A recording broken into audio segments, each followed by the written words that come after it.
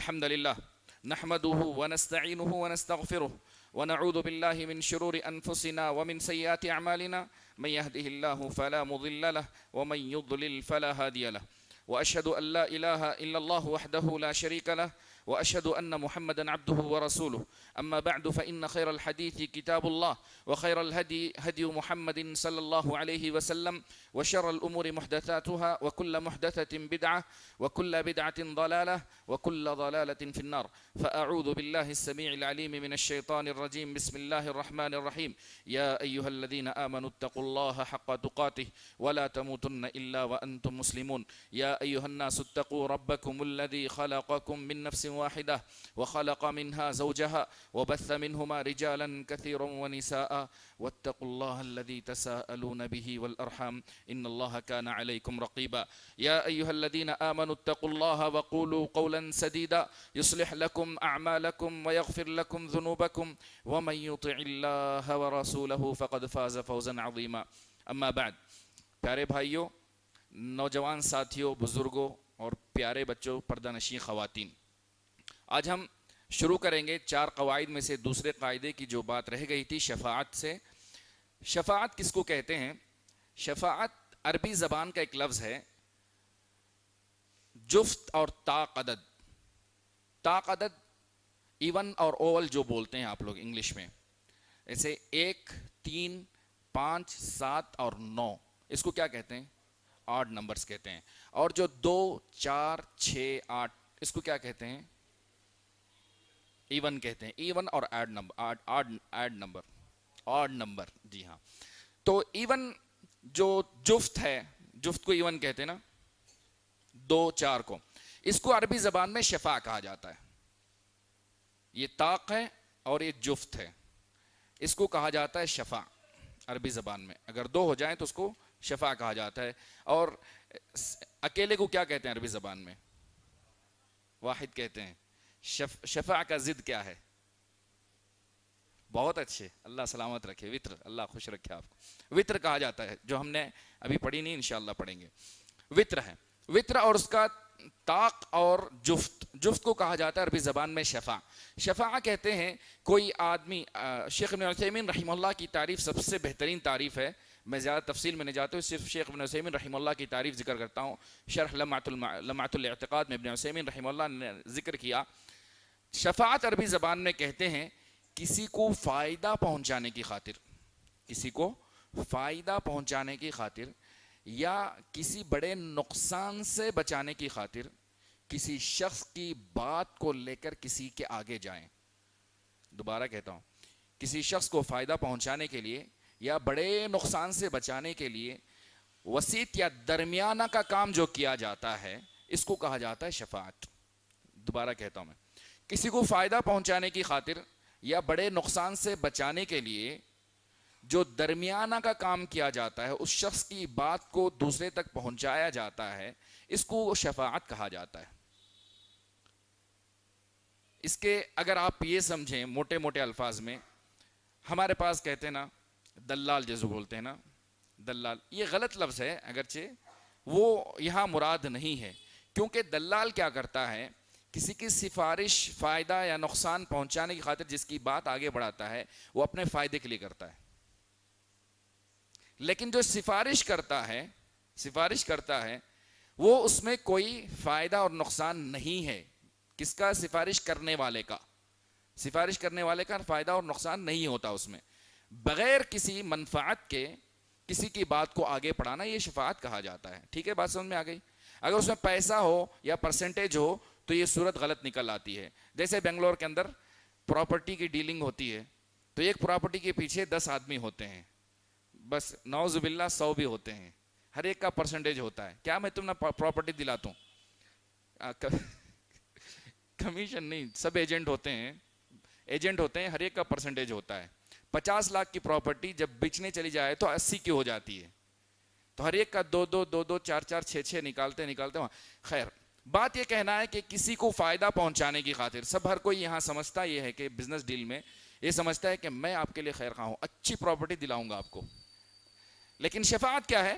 کسی کو فائدہ پہنچانے کے لیے یا نقصان سے بچانے کے لیے جو درمیانہ کا کام کیا جائے، اس چیز کو کہا جاتا ہے شفاعت۔ رہی بات، شفاعت کی دو قسمیں ہیں، یہ بات ضروری ہے سمجھنا آپ لوگوں کو۔ شفاعت کی دو قسمیں ہیں، موٹے موٹے انداز میں شفاعت کی دو قسمیں ہیں، ایک مثبت شفاعت، ایک منفی شفاعت، یا ایک جائز شفاعت، ایک ناجائز شفاعت۔ شفاعت جائز بھی ہے، اور ایک وہ چیز جو لوگ سمجھتے ہیں شفاعت ہے وہ ناجائز۔ جائز شفاعت، مثبت شفاعت اور ایک منفی شفاعت۔ رہی بات جائز شفاعت کیا ہے؟ جائز شفاعت یہ ہے کہ جو بھی انسان مومن بندہ اللہ کے کسی بندے کے لیے شفاعت اللہ سے طلب کرے جب اللہ کی اجازت ہو، میں تفصیل میں آگے آؤں گا۔ رہی بات منفی شفاعت کیا ہے؟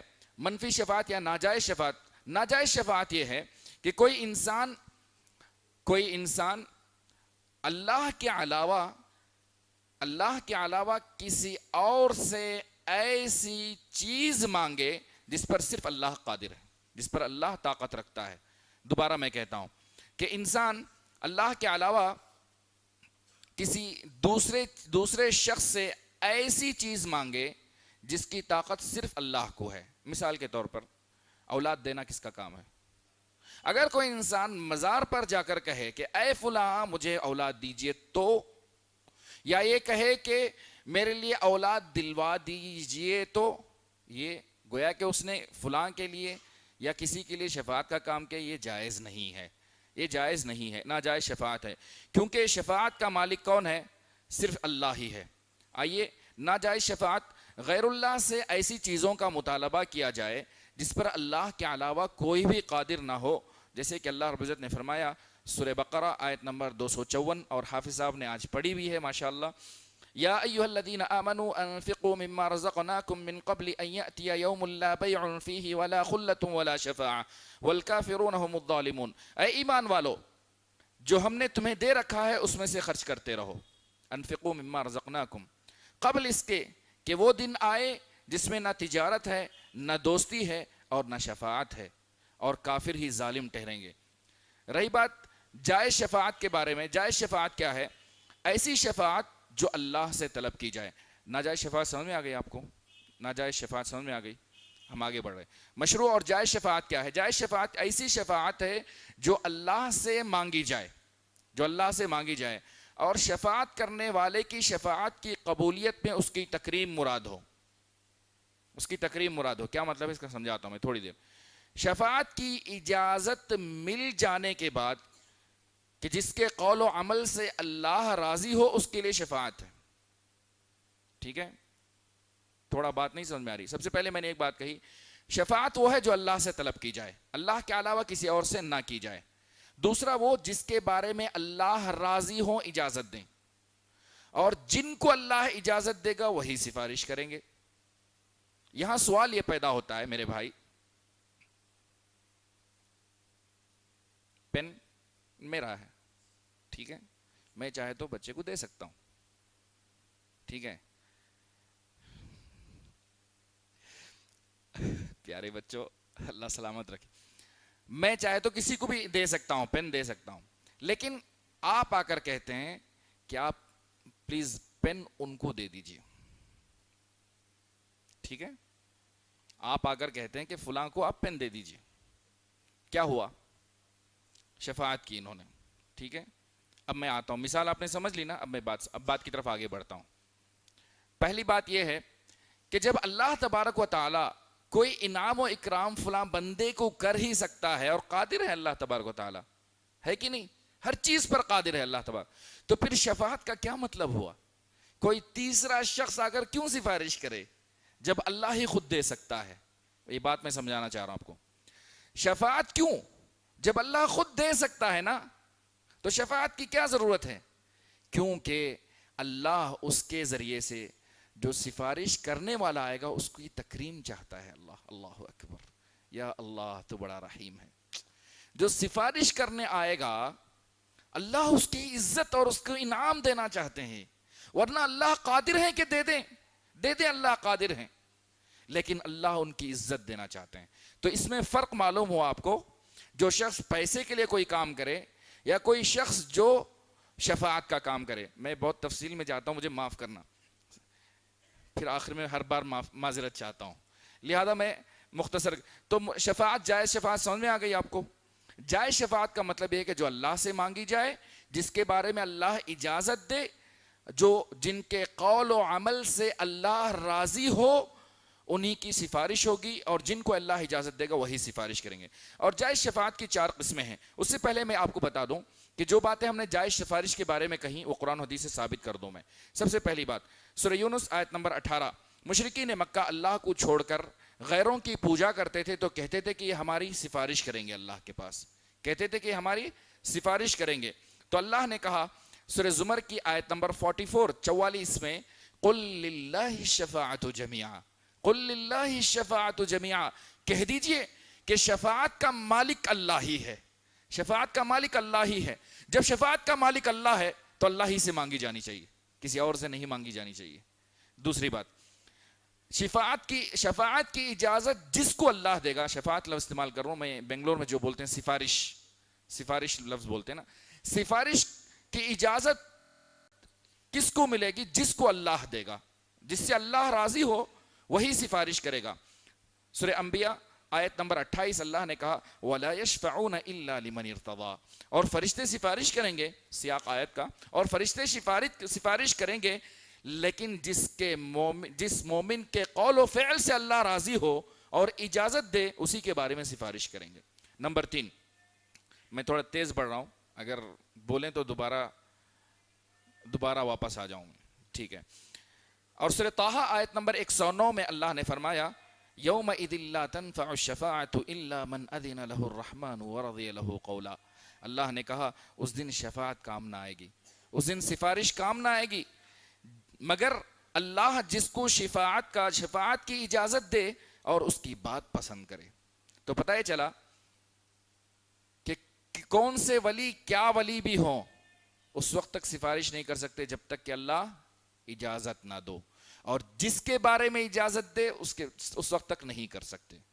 جس مومن کے قول و عمل سے راضی نہ ہو اللہ اس کے بارے میں.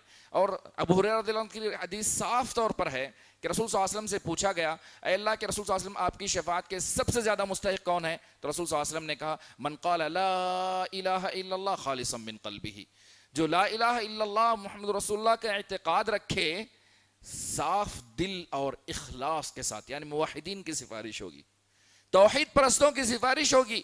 دعا کیجئے کہ اللہ مجھے اور آپ کو رسول اللہ علیہ وسلم کی شفاعت سے محروم نہ فرمائے, آمین یا رب العالمین. تو پتہ ہے چلا کہ جائز سفارش یہ ہے جو اللہ سے مانگی جائے اور اللہ جس کے قول و عمل سے راضی ہو اس شخص کی سفارش کی جائے گی, اور جس کو اللہ اجازت دے وہی سفارش کرے گا. جائز سفارش کی 4 قسمیں ہیں, مثبت سفارش یا جائز سفارش کی 4 قسمیں ہیں. بنیادی طور پر میں نے کہا کہ ایک جائز سفارش ہے, ایک ناجائز سفارش ہے. پھر جائز سفارش کی 4 قسمیں ہیں. اس میں سے کچھ رسول اللہ صلی اللہ علیہ وسلم کے ساتھ خاص ہیں. سب سے بڑی شفاعت عظمیٰ, شفاعت کبریٰ, سفارش کبریٰ جو رسول اللہ صلی اللہ علیہ وسلم کے ساتھ خاص ہے. صحیح بخاری اور مسلم کی روایت ہے کہ جب قیامت کا دن ہوگا سارے لوگ نبیوں کے پاس جائیں گے. سب سے پہلے آدم, نوح علیہ ہر نبی کے پاس پہنچیں گے, یہاں تک کہ ہر نبی کہیں گے کہ میں نہیں کر سکتا. جب رسول اللہ صلی اللہ علیہ وسلم کے پاس پہنچیں گے تو رسول اللہ علیہ وسلم کہیں گے انا لہا, میں اس کا مستحق ہوں, میں کروں گا. پھر رسول صلی اللہ علیہ وسلم اللہ کے ہاں سجدے میں گر پڑیں گے, روئیں گے, گڑ گڑا کر مانگیں گے اللہ سے, اور اللہ کہے گا اے محمد سر اٹھائیے پوچھئے تمہیں دیا جائے گا. تو پھر رسول صلی اللہ علیہ وسلم اس وقت سفارش کریں گے. تو یہ شفاعت کبریٰ ہے, یہ بڑی سفارش ہے, یہ بڑی سفارش ہے. اسی کو مقام محمود کہا گیا. جو ہم دعا کرتے ہیں نا اے اللہ محمد صلی اللہ علیہ وسلم کو مقام محمود عطا فرما, تو رسول صلی اللہ علیہ وسلم اس وقت اٹھ کر سفارش کریں گے اللہ مجھے اور آپ کو رسول صلی اللہ علیہ وسلم کی شفاعت سے محروم نہ کرے. تو یہ بڑی شفاعت ہے. جائز شفاعت کی دوسری قسم, جب سارے لوگ جنت کے دروازے پر پہنچیں گے, جنت کے دروازے پر پہنچیں گے تو اس وقت دروازہ کھٹکھٹایا جائے گا. تو سب سے پہلے جو کھٹکھٹائیں گے محمد صلی اللہ علیہ وسلم ہوں گے, اور سب سے پہلے جنت کے دروازہ کھولنے کی سفارش جو کریں گے وہ میرے اور آپ کے پیارے رسول محمد صلی اللہ علیہ وسلم ہے. یہ دوسری قسم ہے شفاعت جو جنت کے دروازے کھولنے کے لیے ہوگی. صحیح مسلم کی روایت ہے, رسول اللہ علیہ وسلم نے کہا انا اول الناس یشفع فی الجنہ, جنت کے لیے جنت کے لیے سب سے پہلے جو سفارش کریں گے وہ میں ہوں، کہا رسول اللہ صلی اللہ علیہ وسلم نے۔ جی ہاں، تیسری قسم، اللہ مجھے اور آپ کو عذاب سے بچائے۔ شفاعت کی تیسری قسم جو رسول صلی اللہ علیہ وسلم کے ساتھ ہی خاص ہے، وہ بھی بعض کفار کے بارے میں رسول صلی اللہ علیہ وسلم سفارش کریں گے، بعض کافروں کے بارے میں رسول صلی اللہ علیہ وسلم سفارش کریں گے۔ اس کے لیے نادر مثال ہے، وہ ہے ابو طالب کی۔ آپ کے چچا ابو طالب کے بارے میں رسول اللہ صلی اللہ علیہ وسلم کل قیامت ان سفارش کریں گے۔ تو صحیح مسلم کتاب الایمان اور صحیح بخاری کتاب الرقاق کی روایت ہے کہ ابو سعید خدری رضی اللہ تعالیٰ عنہ سے کہ رسول صلی اللہ علیہ وسلم کے پاس جب حضرت ابو طالب کا ذکر آیا تو آپ صلی اللہ علیہ وسلم نے فرمایا لعلہ تنفع شفاعتی یوم القیامہ فیجعل فی ضحضاح من النار، کہ رسول اللہ صلی اللہ علیہ وسلم نے کہا کہ امید کہ قیامت کے دن میرے چچا کے لیے میری سفارش کام آئے گی، قیامت کے دن میرے چچا کے لیے میری سفارش کام آئے گی۔ انہیں جہنم کے ایک کنارے چھچلی جگہ میں رکھا جائے گا جہاں آگ کے 2 جوتے انہیں پہنائے جائیں گے جس سے ان کا دماغ کھولنے لگے گا۔ اللہ مجھے اور آپ کو عذاب سے بچائے۔ یہ شفاعت خاص ہے جو حضرت ابو طالب کے لیے، آپ کے چچا کے لیے آپ صلی اللہ علیہ وسلم کریں گے۔ اللہ کے عذاب سے اللہ مجھے اور آپ کو بچائے۔ ڈریں، اللہ سے ڈریں، اللہ سے ڈریں۔ ہر انسان کو اللہ کی طرف لوٹ کر جانا ہے۔ تو یہ شفاعت بھی رسول صلی اللہ علیہ وسلم کے لیے خاص ہے، اور یہ اس کے لیے ایک آدھ مثال ہے، وہ حضرت ابو طالب کے بارے میں ہے کہ ابو طالب جو آپ کے چچا تھے مسلمان نہیں ہو پائے تھے، تو اس وقت رسول صلی اللہ علیہ وسلم نے کہا کہ شاید میری امید کرتا ہوں کہ میرے چچا کے لیے میری سفارش کام آئے گی۔ یہ تین قسمیں ہو گئی۔ میں نے کہا شفاعت کی بحث ایک مستقل طور پر پڑھی جائے تو بہتر ہے، کیونکہ ایک بہت بڑا ترہ امتیاز ہے ہمارا، اور ہم اللہ کی ذات سے امید کرتے ہیں کہ اللہ تبارک و تعالی ہمیں رسول صلی اللہ علیہ وسلم کی شفاعت عطا فرمائے گا۔ اچھا، چوتھی قسم جس پہ رسول صلی اللہ علیہ وسلم اور دوسرے موحدین بھی انشاءاللہ اللہ کرے کہ ہم بھی اس میں ہوں، اور فرشتے یہ سب اس میں شامل ہیں، وہ کیا ہے کہ جو اہل کبائر ہوں گے، جنہوں نے بڑے گناہ کیے ہوں گے، ان کے بارے میں سفارش ہوگی۔ جیسے رسول صلی اللہ علیہ وسلم نے کہا چھوٹا بچہ جب انتقال ہو جاتا ہے تو اپنی ماں کے لیے سفارش کرے گا، اپنی ماں کے لیے سفارش کرے گا۔ اور رسول صلی اللہ علیہ وسلم نے کہا جو سورہ بقرہ ہے، آل عمران ہے، اس کے پڑھنے والے کے لیے سفارش کریں گے۔ تو اور رسول صلی اللہ علیہ وسلم نے کہا کہ شفاعتی لأہل الکبائر من امتی، میری وہ سفارش جو میری امت کے کبیرہ گناہ کرنے والوں، بڑے گناہ کرنے والوں کے لیے ہے۔ اللہ مجھے اور آپ کو بڑے گناہوں سے بچائے، اللہ مجھے اور آپ کو بڑے گناہوں سے بچائے۔ تو اس طرح کی شفاعت ہے۔ تو لہذا شفاعت بعض مرتبہ گنہگاروں کے لیے کی جاتی ہے، لیکن ایک سفارش وہ بھی ہے، دعا کریں کہ ہمیں ملے وہ کیا ہے؟ جنت میں درجات بلندی کی سفارش ہوگی۔ اللہ اکبر۔ اللہ مجھے اور آپ کو نبیین، صدیقین، شہداء اور صالحین کے ساتھ رکھے۔ مانگو اللہ سے ٹوٹ کے مانگو، جنت مانگو، بغیر حساب و کتاب کے مانگو، مانگنا ہی ہے تو جنت الفردوس مانگو، نبیوں کے ساتھ مانگو، اور اللہ کی رؤیت مانگو انشاءاللہ۔ تو ایک سفارش وہ بھی ہوگی جو جنت میں درجات بلند کرنے کے لیے ہوگی۔ جنت میں چلے گئے تو کامیاب ہو گئے، وہ رزلٹ سب سے اہم رزلٹ ہے انشاءاللہ۔ تو لہذا یہ سفارش، شفاعت کی بات تھی، پچھلے درس میں رہ گئی تھی۔ میں ہر بار کی طرح میں معذرت چاہتا ہوں، بہت بولنے والا میں کوشش کرتا ہوں کہ ہم جو بھی پڑھیں سمجھ کر پڑھیں، اس لیے بعض مرتبہ تھوڑی تفصیل میں چلا جاتا ہوں اور آخر میں معافی چاہ لیتا ہوں، وقت زیادہ ہو جاتا ہے۔ تو ہم نے شفاعت کی بات پڑھی۔ شفاعت کہتے ہیں عربی زبان میں، خلاصہ بول رہا ہوں، شفاعت کہتے ہیں عربی زبان میں جفت کو کہا جاتا ہے، جو طاق کے علاوہ ہے، وطر کے علاوہ شفاع یعنی 2، 4، 6 اس طرح کو کہا جاتا ہے۔ عربی زبان میں سفارش کہتے ہیں کسی کو فائدہ پہنچانے کی خاطر یا بڑے نقصان سے بچانے کی خاطر درمیانہ کا جو کام کیا جاتا ہے، اس کو سفارش کہا جاتا ہے۔ سفارش جائز بھی ہے اور ناجائز بھی ہے۔ مثبت شفاعت اور منفی شفاعت، شفاعت کی 2 قسمیں ہیں۔ مثبت شفاعت وہ ہے کہ جو مومن بندہ اللہ سے سفارش طلب کرے، اور جب اللہ اجازت دے، جس کے حق میں اجازت دے، تب سفارش کی جائے۔ نمبر 2، ناجائز شفاعت۔ ناجائز شفاعت وہ ہے یا منفی شفاعت وہ ہے جس چیز پر اللہ قادر ہے، اللہ کے علاوہ کوئی قادر نہیں، کوئی طاقت نہیں رکھتا، وہ چیز اللہ کے علاوہ کسی اور سے مانگ لی جائے، تو یہ ناجائز شفاعت ہے۔ یہ ناجائز شفاعت ہے۔ کیوں؟ کیونکہ ساری سفارشوں کا مالک صرف اللہ ہے۔ اللہ کے علاوہ کوئی شفاعت کی اجازت نہیں دے سکتا۔ کتنا بھی ڈھنڈورا پیٹ لو، کتنا بھی کر لو، چادریں چڑھا لو، لیکن جب تک اللہ نہیں کہے گا کوئی سفارش نہیں کرے گا۔ نہیں کرے گا کوئی سفارش. چلے سفارش کی بحث ہوئی. اس کے بعد جو ہے تیسرا قاعدہ, تیسرے قاعدے کی طرف میں آتا ہوں. میں نے 2 قاعدے آپ لوگوں کو بتا دیے تھے. رسول صلی اللہ علیہ وسلم جس قوم کی طرف آئے تھے وہ قوم اللہ کو توحید ربوبیت میں مانتی تھی, توحید الوہیت میں نہیں مانتی تھی. اللہ نے انہیں مسلمان تسلیم نہیں کیا. دوسرا قاعدہ یہ ہے کہ مشرکین مکہ اللہ تبارک و تعالیٰ سے جب شرک کرتے تو 2 بہانے ان کے پاس, 2 عذر تھے. ایک کہتے تھے کہ ہم اللہ کے پاس سفارشی بنا رہے ہیں, دوسرا کہتے تھے ہم اللہ کے پاس واسطہ ڈھونڈتے ہیں, ان کے ذریعے اللہ کے پاس واسطہ ڈھونڈتے ہیں.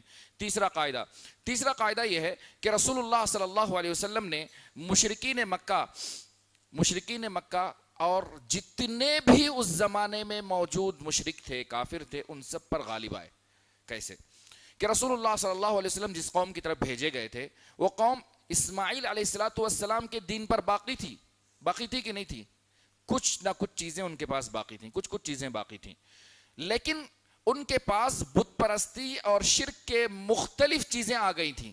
سب سے پہلے وہ بتوں کی پوجا کرتے تھے, پتھروں کی پوجا کرتے تھے, اور کس کی کرتے تھے بولیے؟ سورج اور چاند کی, اللہ سلامت رکھے آپ سب کو, اور جی پیڑ درختوں کی, بہت اچھے, اور سورج چاند تو ذکر کیا, بہت اچھے, اور نبیوں کی, بہت اچھے, ہاں, جھاڑوں کی بیٹا, ہاں, فرشتوں کی, بہت اچھے, اور پتھروں کی پوجا ہم نے ذکر کی, لکڑی بتوں کی پوجا کرتے تھے, اور جی نیک لوگوں کی, یہی تو میں چاہ رہا ہوں, یہ بھول گئے تو کیسا صاحب یہ ہے, ہاں, نیک لوگوں کی عبادت کیا کرتے تھے, صالحین کی عبادت کیا کرتے تھے, یہ کہہ کر کے سفارشی ہیں. میں دوبارہ کہتا ہوں, مشرکین جو رسول اللہ صلی اللہ علیہ وسلم جس امت کی طرف بھیجے گئے تھے یا ان کے اطراف جتنے بھی ہیں, سب کو رسول صلی اللہ علیہ وسلم نے توحید کا پیغام سنایا. وہ مختلف لوگوں کی عبادت کرتے تھے. میں نے قرآن مجید صاف طور پر کہتا ہے, ان میں سے ایک بت تھے, پتھر, لکڑی, درخت, نبی, فرشتے, صالحین, اور اسی طرح سے درختوں کی بھی پوجا کرتے تھے, مختلف چیزوں کی پوجا کرتے تھے. تو پتہ یہ چلا کہ لا الہ الا اللہ محمد الرسول اللہ صلی اللہ علیہ وسلم کا کلمہ پڑھنا آسان نہیں ہے. ہر قسم کی شرک سے برات کرنا ہے, جی ہاں, اگر کوئی شخص یہ کہے کہ مشرکین کی طرف رسول اللہ علیہ وسلم بھیجے گئے تھے, آپ صلی اللہ علیہ وسلم نے ان کو کلمہ پڑھایا, وہ صرف بتوں مجسمے کی پوجا کرتے تھے, نہیں, بلکہ کوئی سورج و چاند کی بھی کرتا تھا, کوئی بت کی کرتا تھا, کوئی فرشتے کی کرتا تھا, کوئی نیک آدمی کی, کوئی نبی کی. سبحان اللہ, رسول اللہ صلی اللہ علیہ وسلم نے سب کو توحید کا پیغام پڑھایا, سب کو مسلمان بنایا. تو بتانے کا مقصد یہ ہے کہ اگر کوئی انسان یہ کہے کہ قرآن مجید کی جتنی شرک کی آیتیں ہیں, شرک پر جو وارد آیتیں ہیں, وہ ساری بتوں کے بارے میں ہیں, تو غلط ہے. کیونکہ اللہ تبارک و تعالیٰ نے بتایا کہ مشرکین مکہ اور اس کے اطراف, اس زمانے کے مشرکین مختلف چیزوں کی عبادت کرتے تھے. ان میں سب سے پہلے دیکھیں سورج اور چاند, جیسے ہمارے ایک بھائی نے ذکر کیا, سورج اور چاند, سورہ فصلت آیت نمبر 37, اللہ رب العزت فرماتے ہیں, وَمِنْ آيَاتِهِ اللَّيْلُ وَالنَّهَارُ وَالشَّمْسُ وَالْقَمَرُ لَا تَسْجُدُوا لِلشَّمْسِ وَلَا لِلْقَمَرِ وَاسْجُدُوا لِلَّهِ الَّذِي خَلَقَهُنَّ إِن كُنتُمْ إِيَّاهُ تَعْبُدُونَ. تم سورج اور چاند کو سجدہ مت کرو. اس سے پہلے اللہ نے کہا وَمِنْ آيَاتِهِ اللَّيْلُ وَالنَّهَارُ وَالشَّمْسُ وَالْقَمَرُ, اس کی نشانیوں میں سے یہ دن و رات اور سورج اور چاند ہیں. تم سورج اور چاند کو سجدہ مت کرو. لا تسجدوا للشمس والقمر واسجدوا للہ الذی خلقہن, تم اگر سجدہ کرو تو صرف اللہ کو سجدہ کرو جس نے ان سب کو پیدا کیا. ان کنتم ایاہ تعبدون, اگر صحیح معنوں میں تم اللہ کی عبادت کرنا چاہتے ہو تو ان سب کے خالق کی عبادت کرو جس نے ان سب کو پیدا کیا ہے. تو پتہ یہ چلا کہ سورج اور چاند کی سجدہ ہوتی تھی, ان کی عبادت ہوتی تھی, اس لیے اللہ نے منع کیا. دوسرا فائدہ یہ ہے کہ سجدہ کسی کے آگے کرو تو بھی شرک ہے. ہاں, سجدہ تعظیمی تکریمی یا سجدہ نہیں ہے, جھکے سو خالی نہیں چلتا. جی ہاں, اگر ماتھا ٹیک دیا آپ نے تو آپ نے سجدہ کر دیا. اس کے بعد چاہے کتنے عذر بیان کریں, قرآن مجید سورج اور چاند کو سجدہ کرنے کے بارے میں کہتا ہے. سورج آپ کے ہاتھ میں آتا ہے, چاند آپ کے ہاتھ میں آتا ہے؟ نہیں ہے. پھر بھی اس کے باوجود اگر کسی نے اس کے آگے جھک دیا تو اللہ نے کہا لا تسجدوا للشمس ولا للقمر واسجدوا للہ الذی خلقہن. یہ ہو گیا. رہی بات فرشتوں کی، سورہ آل عمران آیت نمبر 80 اللہ رب العزت فرماتے ہیں وَلَا يَأْمُرَكُمْ أَن تَتَّخِذُوا الْمَلَائِكَةَ وَالنَّبِيِّينَ أَرْبَابًا، اور یہ نہیں ہو سکتا کہ وہ تمہیں فرشتوں اور نبیوں کو رب بنانے کا حکم دے، کہ اللہ تبارک و تعالیٰ تمہیں فرشتوں اور نبیوں کو معبود کا حکم یا ان کی عبادت کرنے کا حکم کبھی نہیں دے گا اللہ تبارک و تعالیٰ. اور آئیے سورہ مائدہ آیت نمبر 116، اور سورہ مائدہ کی مختلف آیتیں، صاف آیت ہیں. یہاں جو آیت ذکر کی ہیں سورہ مائدہ آیت نمبر 116، کہا اللہ رب العزت نے وَإِذْ قَالَ اللَّهُ يَا عِيسَى ابْنَ مَرْيَمَ أَأَنْتَ قُلْتَ لِلنَّاسِ اتَّخِذُونِي وَأُمِّيَ إِلَٰهَيْنِ مِن دُونِ اللَّهِ، اے عیسیٰ کیا تم نے لوگوں سے کہا کہ مجھے اور میری ماں کو اللہ کو چھوڑ کر مجھے اور میری ماں کو چھوڑ کر استغفر اللہ. جب اللہ تعالیٰ نے عیسیٰ علیہ السلام سے کہا اے عیسیٰ کیا تم نے لوگوں سے یہ کہا کہ تم اللہ کو چھوڑ کر میرے اور میری ماں کی عبادت کرو؟ کیا تم نے لوگوں سے کہا کہ اللہ کی عبادت نہ کرو بلکہ میری اور میری ماں کی عبادت کرو؟ معاذ اللہ. قال سبحانک ما یکون لی ان اقول ما لیس لی بحق. عیسیٰ علیہ السلام کہیں گے پروردگار تیری ذات پاک ہے، مجھے زیب نہیں دیتا، میری طاقت نہیں ہے کہ میں ایسی بات کہوں. تو بلکہ صاف آیت میں اللہ نے ایک جگہ ذکر کیا لقد کفر الذین قالوا ان اللہ هو المسیح ابن مریم. جن لوگوں نے کفر کیا انہوں نے کہا کہ عیسیٰ علیہ السلام ہی اللہ ہیں، عیسیٰ علیہ السلام ہی اللہ ہیں. جی ہاں. تو سبحان اللہ، نبیوں کی عبادت ہوتی تھی. مشہور حدیث ہے اللہ تبارک و تعالیٰ لعنت برسائے یہود و نصارہ پر جنہوں نے اپنے نبیوں کی قبروں کو سجدہ گاہ بنا لیا. نبیوں کی پوجا ہوتی تھی، نبیوں کی عبادت ہوتی تھی، نیک لوگوں کی بھی عبادت ہوتی تھی. اور اسی طرح سے میں مختصر طور پر کہوں افرأیتم اللات والعزیٰ، سورہ نجم کی آیت نمبر 19 اور 20 میں کہا افرأیتم اللات والعزیٰ ومناة الثالثة الأخرى ألکم الذکر وله الأنثى. یہاں اللہ نے 3 معبودوں کا ذکر کیا، 3 بتوں کا ذکر کیا جن کو لوگوں نے بت اور مجسمے بنا رکھے تھے، لات، عزیٰ اور منات کی، اور ان کی پوجا کرتے تھے. رہی بات درخت کی کہ رسول اللہ صلی اللہ علیہ وسلم جب حنین کی لڑائی سے لوٹ رہے تھے، ابو واقد اللیثی رضی اللہ عنہ کی روایت ہے، ترمذی کی روایت ہے صحیح سند کے ساتھ، کہ ابو واقد اللیثی رضی اللہ عنہ روایت کرتے ہیں کہ رسول اللہ صلی اللہ علیہ وسلم جب حنین کی لڑائی سے لوٹ رہے تھے تو وہاں ایک درخت ملا جس کا نام ذات انوات تھا. کیا نام تھا؟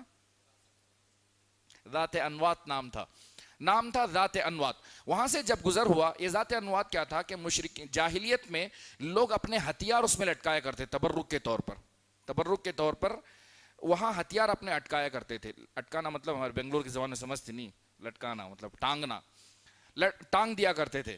تو جب وہاں سے گزر ہوا تو کچھ صحابہ نے یہ ذکر کیا اے اللہ کے رسول اجعل لنا ذات انوات کما لهم ذات انوات. اے اللہ کے رسول صلی اللہ علیہ وسلم ہمارے لیے بھی ایسے ہی ایک درخت چن لیجئے جیسے کہ مشرکین کا ایک درخت تھا. رسول اللہ صلی اللہ علیہ وسلم برہم ہو گئے، ناراض ہو گئے. آپ صلی اللہ علیہ وسلم نے کہا کہ تم نے وہی بات کہی جو موسیٰ علیہ السلام کی قوم نے موسیٰ علیہ السلام سے کہا کہ ہمارے لیے بھی ایک بچڑا بنا لو جیسے ان لوگوں کے لیے بچڑا ہے، ہم بھی پوجا کریں گے. اعوذ باللہ من الشیطان الرجیم، اعوذ باللہ من الشیطان. تو لہذا درختوں کی پوجا بھی ہوا کرتی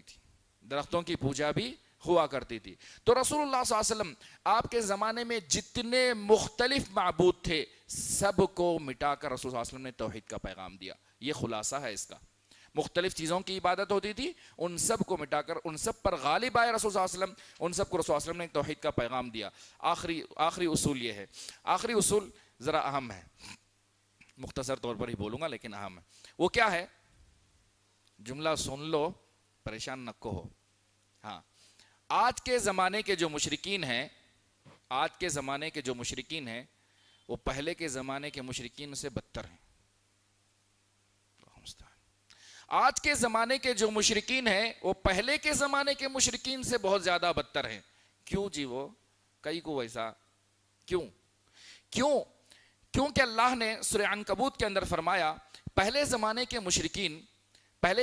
مشرکین اللہ کے ساتھ شرک کرتے تھے لیکن خوشحالی میں، لیکن اگر پریشان ہوتے یا بڑا جھٹکا انہیں لگتا اللہ کو مانتے، فطرت اللہ کو مان لیتے تھے. اللہ کو چھوڑ کر کسی اور کو نہیں بلاتے تھے. آج کے زمانے کے لوگ اچھے خوشحالی میں ہو تنگی میں ہو ہر وقت میں اللہ کے ساتھ شرک کرتے ہیں. ارے بعض نکموں کو دیکھو کہتے ہیں مجھے بزنس میں فائدہ ہو گیا تو میں جا کے چادر چڑھاؤں گا. دیا اللہ نے تمہیں, اللہ کی ناشکری کرتے ہو. کہتے ہیں کہ مجھے اگر بچہ ہوا تو میں فلاں پیر کے پاس جا کر فلاں کروں گا. استغفر اللہ الذی لا الہ الا. تو پہلے کے مشرکین اور آج کے مشرکین میں مقارنہ کرتے ہوئے بات کہنا چاہوں گا, پہلے زمانے کے مشرکین آج کے زمانے کے مشرکین سے بہتر تھے.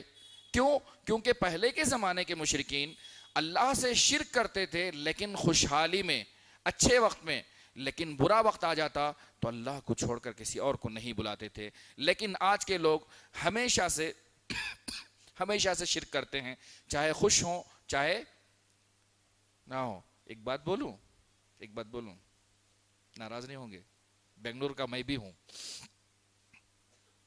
کیا تو بھی اچھا ہوگا تو ایک جملہ بولتے ہیں, میری بہنوں سنو, ایو کتنا اچھا کرے, دیکھو اعوذ باللہ من الشیطان, آپ کی زبان پہ اللہ کا لفظ لے کر آئیں. ایپا کئی کو ہے, ہاں جی نہیں سمجھتے ہم لوگ, لفظ نہیں آنا چاہیے اپنی زبانوں پر. میں یہ کہنا چاہتا ہوں خوش ہوں آپ غم ہوں زبان سے صرف اللہ نکلے, نہیں تو ہمارے بچوں کو دیکھو ذرہ مار پڑے تو امی امی امی ابا کیا ہوا, اللہ بولیے. آپ کی امی آپ کی مدد کے لیے آئیں گی, لیکن جب اللہ کا نام لوگے, اللہ میری ماں سے زیادہ رحیم ہے, میری ماں سے زیادہ شفقت والا ہے. امام سفیان ثوری رحمہ اللہ کہتے